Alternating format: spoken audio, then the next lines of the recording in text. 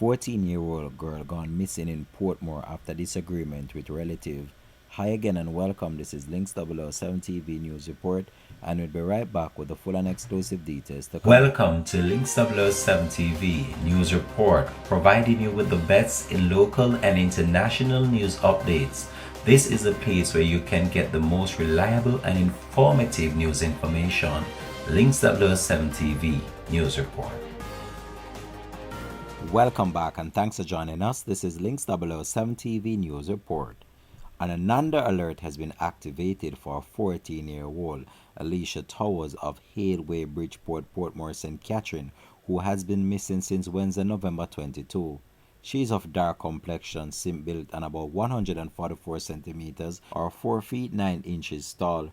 Reports from the Bridgeport police are that Alicia was last seen leaving her home after a disagreement with her relative. Her mode of dress at the time she went missing is unknown. Efforts to contact her since then have proven unsuccessful. Anyone knowing the whereabouts of Alicia Towers been asked to contact the Bridgeport police at 876-989-8422, the police 119 emergency number, or the nearest police station. This has been Links 007 TV News Report. Thanks for watching.